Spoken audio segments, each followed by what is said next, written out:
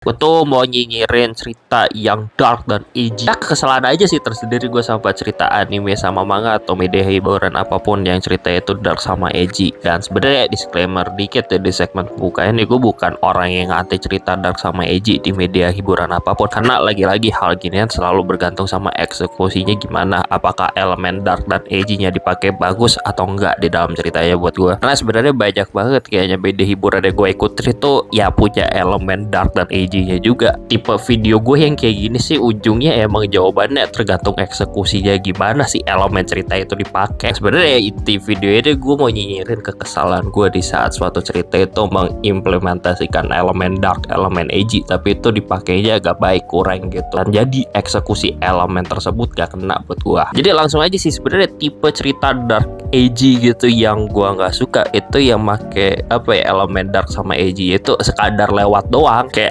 jadi makanya buat shock value abis itu udah aja kesannya itu seringnya kayak gitu, kagak dieksplor lebih dalam tema dark, tema edgy-nya itu aneh sih rasanya. Gue ngerasa ketipu tuh kadang karena first impression gue ke cerita itu pas ngelihat yang awal dia punya impression dark dan edgy, gue punya ekspektasi please explore tema dark sama edgy-nya lebih dalam. Hal itu karena ekspektasi gue ke cerita yang nawarin hal dark sama edgy ya berani explore hal itu buat mau bikin ceritanya lebih dalam, karena biasanya gitu berat banget topik yang diangkat, katakanlah kayak Attack on Titan, genosida gitu-gitu misalnya. Tapi kalau nggak dieksplor lebih dalam dan cuma sekadar lewat, itu jadi kecewa sih gue. Contoh ya buat gue pribadi tuh yang belakangan ini baru tamat manganya itu Oshinoko. Yang gue akuin gue suka Oshinoko, tapi Oshinoko itu arguably sampah favorit gue. Gue tahu itu ceritanya kurang banget, tapi gue suka karena itu kayak junk food gak sih Oshinoko itu. Katakanlah kalau lu keseringan makan junk food, fast food gitu kan banyak banget tuh elemen kesehatannya patut dipertanyakan, nutrisinya dan lain. Begitu juga Oshinoko junk food itu karena banyak banget elemen cerita di dalam itu patut dipertanyakan, dan dalam hal ini adalah tema dark sama edgy yang di dalam itu ya. Karena ya gimmicknya itu idol, industri hiburan sama revenge story lah Oshinoko itu. Tapi elemen edgy, elemen dark itu dipakai kurang banget dan rasanya cuma buat shock value sekadar lewat doang. Kayak katakanlah elemen psychological ya yang bisa dilihat di waifu gua Akane Kurokawa, itu gua gak suka banget cara dipakainya. Rada spoiler manga Oshinoko sih, tapi kayak ya udahlah terserah lo, ini spoiler warning buat formalitas. Gue tuh gak suka sama Akane Kurokawa karena ini tuh kurang banget dipakai dalam cerita, padahal potensi dia menjadi karakter yang kompleks dengan backstory-nya dan lain-lain itu ada banget gitu, cuma dipakai kurang aja. Misalnya backstory dia yang hampir bunuh diri, terus kemampuan dia buat melakukan investigasi terhadap suatu hal yang gila banget, dan cara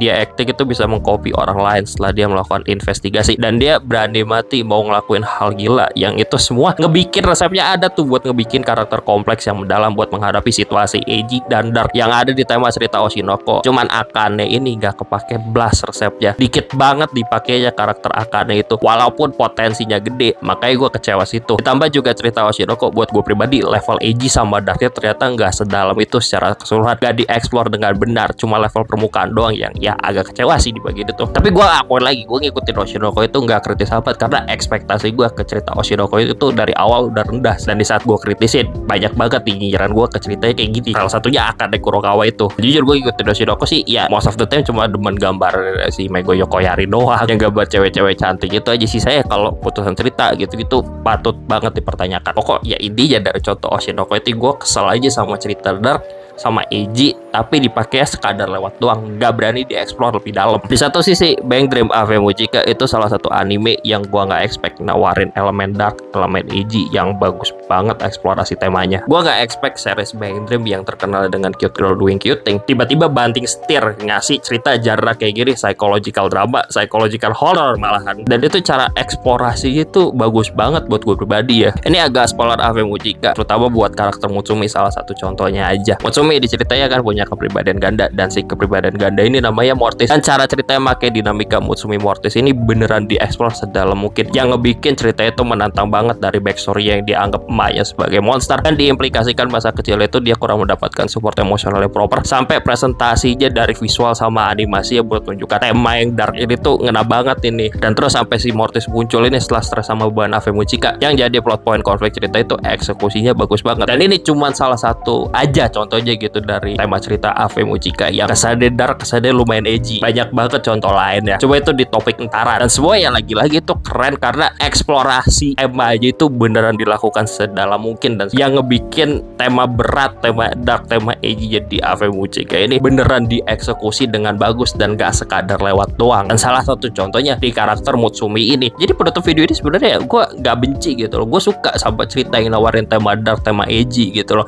Asalkan ya lagi-lagi eksekusinya bagus aja dan gak make tema dark, tema edgy itu sekadar lewat aja. Malah yang kadang tuh sekadar lewat itu yang kadang gue gak suka tuh di cerita yang revenge gitu sih, banyak ada kayak ya udah gitu aja. Jadi itu aja dah tema nyinyiran gue ke cerita anime manga edgy gitu aja deh.